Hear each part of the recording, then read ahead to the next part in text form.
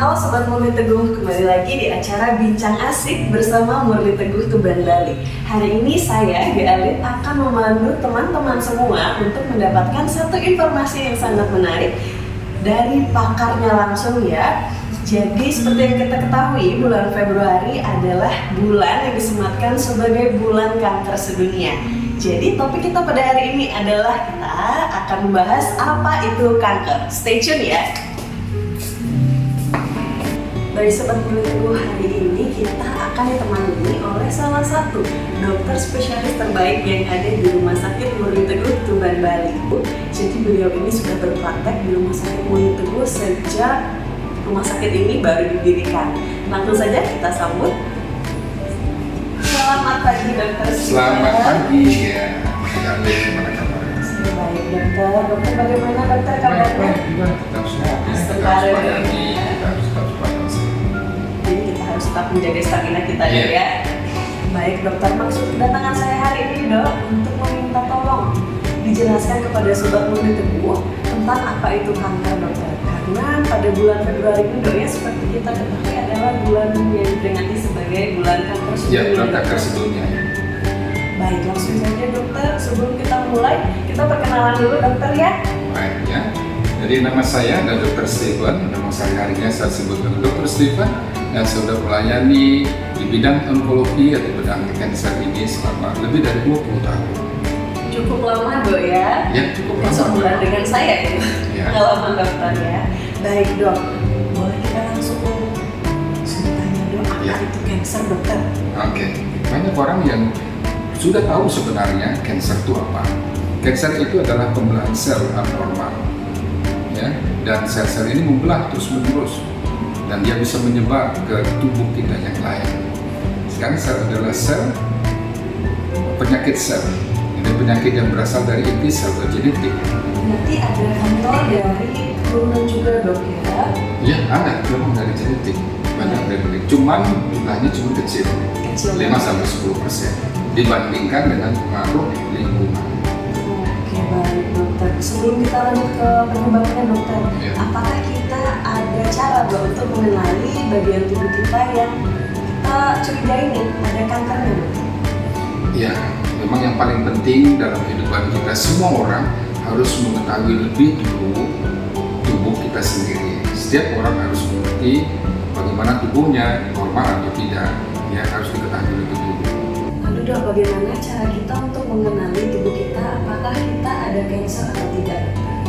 Baik, itu pertanyaan bagus sekali. Jadi paling penting adalah kita mengenali, tadi saya katakan, mengenali tubuh sudah lebih dulu.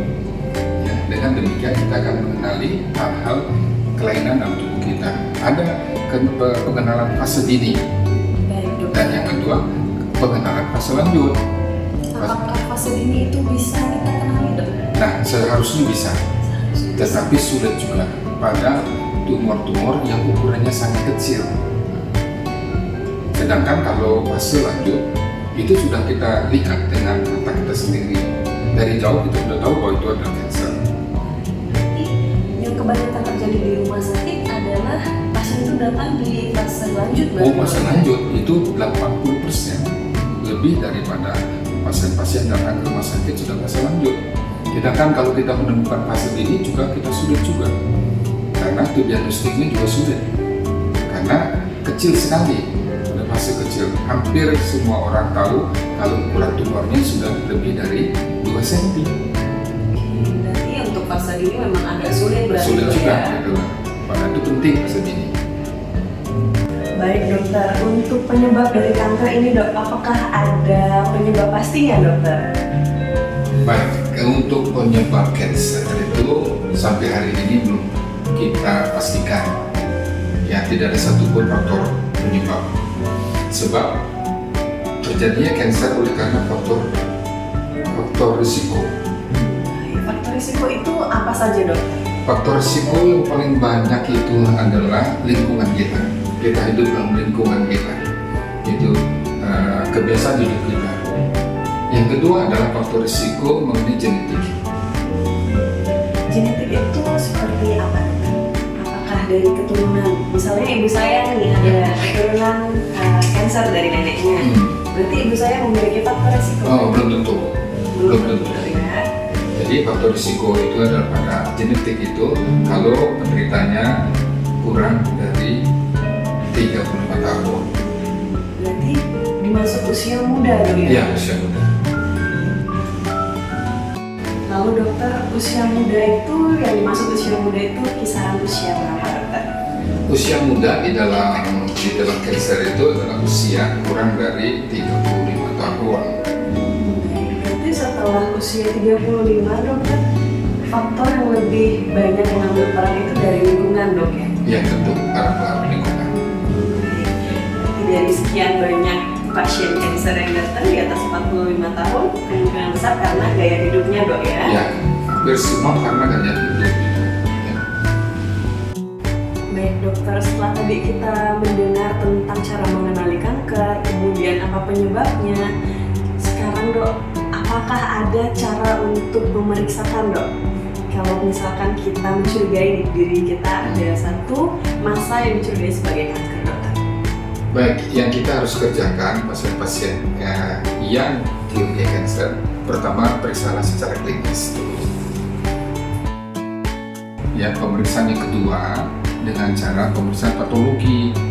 Yang ketiga, pemeriksaan imaging radiologi. 3 pemeriksaan penting, yaitu pemeriksaan klinis, pemeriksaan patologi, dan pemeriksaan imaging. Kita jelaskan satu-satu dulu dok ya. Baik. Jadi untuk pemeriksaan klinis ini dokter, seperti apakah pemeriksaan klinis ini dok dan siapa yang melakukannya dok? Ya, pemeriksaan klinis harusnya di rumah sakit. Ya, rumah sakit di mana para dokter ada di situ. Ya, untuk memeriksakan secara klinis fisik tubuh kita sendiri. Kemudian setelah melakukan pemeriksaan dok, apakah dokter yang advance di bidang tersebut, ya salah satunya dokter ya dok ya, akan menyarankan pemeriksaan penunjang lain dokter? Ya, pemeriksaan penunjang itu memang pasti patologi. Patologi itu mengambil jaringan. Dan jaringan ini kemudian diperiksakan ke patologi untuk memastikan apakah penderita ini atau tumor ini adalah organ asal atau tidak. Untuk patologi ini dokter, apakah akan melakukan proses bedah dok? Bisa dengan proses bedah, namanya biopsi. Dengan endoskopi juga bisa Bisa, ya? bisa. Itu juga termasuk biopsi pakai sebagai apa, endoskopi. Baik dokter, kemudian untuk triase yang lagi satu dokter, Oh, itu imaging. Imaging Ya, kita sudah dokter. mempunyai apa namanya pemeriksaan radiologis, yang namanya plain radiologi biasa, atau yang lebih besar lagi adalah MRI ataupun dengan CT scan. Tetapi yang paling utama sebenarnya dimulai dari USG, ultrasonografi. Untuk di Rumah Sakit Murni Teguh sendiri dokter, apakah saat ini sudah tersedia semua dok? Oh sudah ada. Sudah ada dok ya, berarti saat ini kita sudah mendukung juga untuk pemeriksaan kanker Ya, tersebut dok. sudah ada. Baik, setelah mendengar semua penjelasan tadi dok, saya jadi takut nih dok. Takut di diri saya ada kanker dok. Apakah ini wajar dok ya? Ya, memang semua orang mendengar kanker itu pertama pasti takut. Takut yang pertama adalah kalau dirinya ada kanker. Ya, padahal kan dia belum ada kanker, tapi dia takut dulu kan. Betul dok, seperti saya alami sekarang. Iya. Nah, yang kedua takut memang kalau dia sudah terdiagnosis kanker. Dok, apakah yang kejadian di masyarakat dok? Mereka nih sudah waktu screening mungkin dok ya, mereka Ya. sudah screening dan Ya. ditemukan ada kanker nih. Nah, itu dia takut. Pasti dia takut memeriksakan diri. Tapi ada banyak orang yang juga mau memeriksakan diri. Ya, bukan dia tenggelam pada ketakutannya, tetapi dia harus pergi memeriksakan diri. Baik dok, berarti untuk mengurangi rasa takut itu saya harus mencari. Iya, itu harus dilakukan. Tetapi tidak semua orang mau melakukannya. Jadi orang yang merasa dirinya ada kanker atau orang yang sudah terdiagnosis kanker itu juga takut. Nah, seharusnya mereka harus memeriksakan diri ke tempat di mana mereka memperoleh penanganan yang lebih baik, yaitu di rumah sakit. Kemudian jika kita curiga ada kanker di tubuh kita memiliki pemeriksaan nih. Kita harus melakukan pemeriksaan, yaitu pemeriksaan klinis, patologi dan radiologi ya, atau imaging seperti yang dokter jelaskan tadi. Itu adalah Ya. biasa pemeriksaan dok ya. Dimana untuk saat ini Sobat Murni Teguh Rumah Sakit Murni Teguh sudah menyediakan ketiga triase tersebut, dari klinisi seperti Dr. Steven yang ada di sebelah saya hari ini. Kemudian untuk patologi, yaitu kami memiliki laboratorium patologi klinik. Kemudian kami memiliki layanan radiologi berupa MRI, CT scan, dan yang paling penting tadi ultrasonografi, dok ya.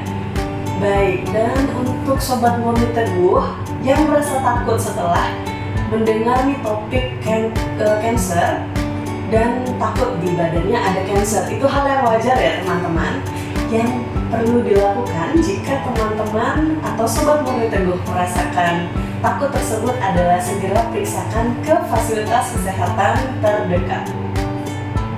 Baik dokter, terima kasih hari ini sudah bersedia untuk menjelaskan kepada kami ya, saya dan Sobat Murni Teguh tentang apa itu cancer, dokter. Terima kasih. Baik Sobat Murni Teguh, untuk podcast kali ini kita akhiri dulu ya, tapi jangan kemana-mana karena di podcast berikutnya kita akan mengulas informasi menarik lainnya. Jadi untuk Sobat Murni Teguh yang belum memfollow kami di sosial media, baik di Instagram maupun YouTube channel @murniteguh_bali, bisa segera di follow dan jangan lupa untuk menghidupkan notifikasinya agar tidak ketinggalan informasi menarik lainnya. Bersama Murni Teguh Tuban Bali, make tomorrow more healthy. Dadah.